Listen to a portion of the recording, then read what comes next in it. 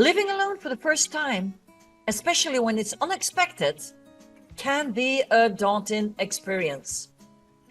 As you know from my other video, I suddenly lost my life partner and I suddenly had to live alone. It is a sudden change that comes with new responsibilities and new challenges. But please don't worry. I am here to share essential tips with you to help you navigate this new chapter and make it a positive experience. Let's begin. First, create a budget. Knowing where your money goes every month is essential. It's crucial and it's easier than you think. Track all your income and expenses on a spreadsheet or use a budgeting app. Categorize your expenses like rent and electricity, utilities, groceries, entertainment, and allocate your funds accordingly. Make sure to save a portion of your income for emergencies or future plans. When living alone, it is essential to stock up on essentials. You do not want to fall sick or to hurt yourself and to not have your basic essentials in your home. So keep a supply of non-perishable food items like canned goods, some tea, pasta, rice, and some spices. And have household items like toilet paper, cleaning supplies, always in stock to avoid last-minute runs to the store. Transforming your living space in a tidy and organized haven can profoundly impact your well-being. And tidying is not just about decluttering. It's about surrounding yourself with objects that spark joy. Go through your belongings, go through everything that's in the house, and only keep those objects that give you joy. And let go of what's no longer serving you. This is now your place. Make it as you want it to be. Living alone doesn't mean that you have to stay alone. Join some clubs, join a group, meet some new people. Also, make sure to stay connected with your family, with your friends. Regularly have a little phone call with them or have a video call. That's even better. It is imperative for you to keep social connections and certainly stay in connection with those you love. Take the time to introduce yourself to your neighbors. It can make a world of difference in feeling at home. A simple hello or a friendly wave can build connections. And your neighbors may become good friends or sources of support whenever you need it. Building a sense of community can enrich your life. So, what are you waiting for? I would also suggest that you learn to do some basic repairs, because living in a house or living in an apartment, it doesn't matter where, there is always something that can break. So learn the basics. This, by the way, is my favorite tool. I have it. I've had these for the last, 25 years. Learn to handle some simple tasks like changing a light bulb, repairing a leaky faucet, resetting circuit breakers. Make sure to have a basic toolkit, like a hammer, screwdrivers, some tape. It will come handy. When living on your own, it is important to have some schedules. You can have a cleaning schedule, you can have a laundry schedule, but it is important to keep a schedule. It will give rhythm to your day, and it will make everything so much easier to maintain. So create a cleaning checklist.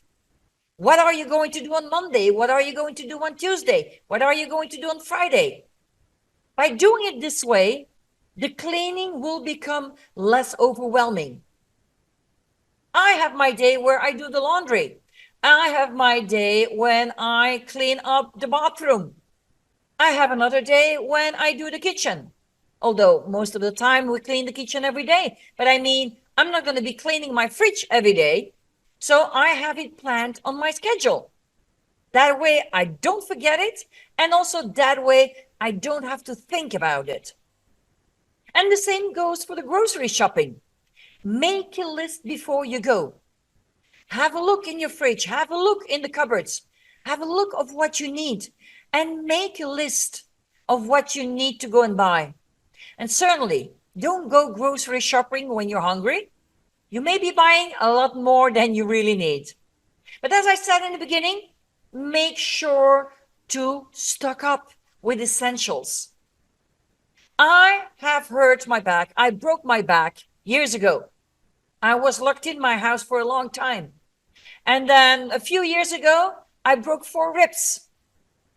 Then I've also had 3 operations in my knees because I have a disease in my knees, which is called chondromalacia rotuliana in 3rd degrees and 4th degrees. And every time I've had such an operation, I would be in a wheelchair for a few weeks. And then remember, I live in nature. There is no shop nearby. And when you've had an operation on your knee, you're not allowed to drive.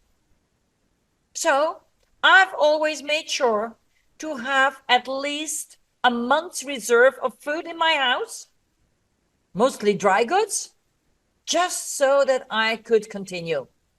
Creating a safe and secure environment is essential when you are living alone. Make a list of emergency contacts and keep it easy accessible. Include your family, your close friends, and your landlord, if you have one. First of all, it's always better to be prepared for the unexpected. So assemble a well-stocked first aid kit and keep it easy accessible in your home. Make sure that you have the essentials like bandages and antiseptic wipes, pain relievers, gauze, and personal medications. Having a first aid kit ready will give you peace of mind and ensure that you are prepared for minor injuries. Now, fire safety is crucial when you are living alone. Ensure you have working smoke detectors on each floor and test them regularly to make sure that they are still working. Know the location of the fire extinguishers. I have one in my kitchen. I have one just at the door when you enter. I have one in my van. I have one in my car. I know exactly where they are. And also make sure that you know how to use them. Because when you're going to have a fire in your home, you won't have the time to then go, oh, let me go and check on Google. How does this work? How can I make it work? You want to be prepared. All responsibility rests on your shoulders right now. And I'm trying to make it as easy as possible so you can prepare yourself and be ready. Also, make sure that you have a fire escape plan and identify 2 exits per room and practice your escape route. It's like we always say, it's better to be prepared than to be sorry. In today's digital age, it's also crucial to be mindful of your online safety. So do not share too much personal information. Make sure to use strong passwords and avoid clicking on suspicious links. Protecting your digital identity is nowadays as important as protecting your physical safety. By developing simple safety habits, you can greatly enhance your peace of mind, especially when living alone. So make sure to always lock your doors, always lock your windows, even when you are at home. Now, I'm not talking about my situation because I live in nature and I have dogs running in and out. So my doors and my windows are open. But if you're living in the city or if you're living in the center of a community, make sure to close your doors, lock them. You can leave the windows open if you have protection in front of your windows, or when you are lucky to have airco in the house, which I haven't. So I have to leave my windows open. But then again, I'm protected by my dog. I don't live in the city. I don't have neighbors close by. And I feel safe exactly where I am right now. Also, if you're living in the city or in a community and you're living on the ground floor, try to have some extra security put in. You could put some metal bars in front of your windows, or you can put in a security system. For example, I have cameras. I have cameras at the gates where cars would drive in. I have cameras on the outside of my house. In case somebody comes by, I will get a notification on my phone and know exactly who is coming, so I can prepare myself. And then I also have cameras inside my house for when I'm not here and somebody passes in front of that camera, I will again get a picture on my phone, get notified that there is somebody in the house. Other than that, I also use it to see how my dog is doing. When I am alone on the road and my dog Jack is home, with those cameras inside my house, I can keep an eye on how he is doing. And that also gives me peace of mind. And talking about the dog, as I just explained, the dog is also a safety measure for me. I know my dog is going to bark when somebody comes close. And I've also let him do that because he is my guard dog. He will let me know if somebody's at the gate. He will let me know if somebody's coming close to the house. He is part of my safety. And that's also the reason why when you are living alone and you have a pet, make sure to have enough food in the house. Because going back to the previous example, if I just had an operation on my knee and I cannot drive, I cannot go anywhere to get food, whatever I'm getting for me as reserve for whenever we need it, I do the same for my dog. I also have at least 1 month of food for my dog in the house. Now, a few other tips that I have found very useful. When you suddenly are left alone, it is important to have certain routines because the routines are what are keeping you going. And I've said it before, I saw some comments on my videos of other people who lost their life partner. I mean, the person who just left me a message this week, they lived together for 47 years.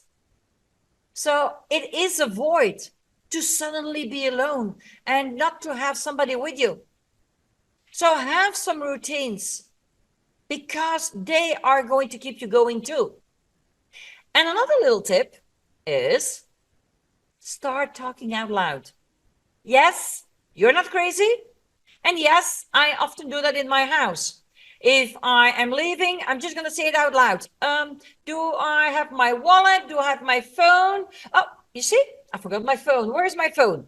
Grabbing my phone or grabbing my glasses. I will just say it out loud. And sometimes I go even further. I am thinking of what should I choose? I have several options. I'm just going to say the positive and the negative out loud because by thinking of it, you have one way of finding out. But by saying it out loud, you suddenly hear it.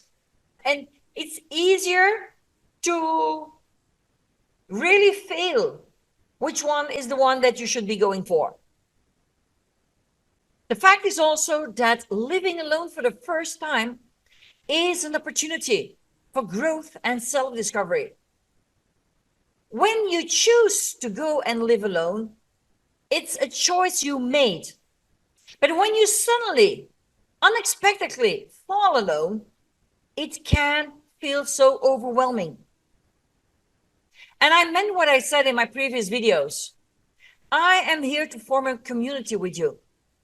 If you need somebody to talk to, if you want to meet up, leave me a message. I am happy to make a Zoom meeting where we can talk to each other and come together and help each other, support each other. Do remember, Rome wasn't built in one day. And having such a traumatic change in your life, certainly if you have been living together with your partner for decades, it's going to take time. And as I said in one of my previous videos of sudden death, I said that I made some connections in my head 6 months after my partner had fallen away. And remember that there is still somebody in the world who cares about you. So please also take care of yourself and stay connected with those you love.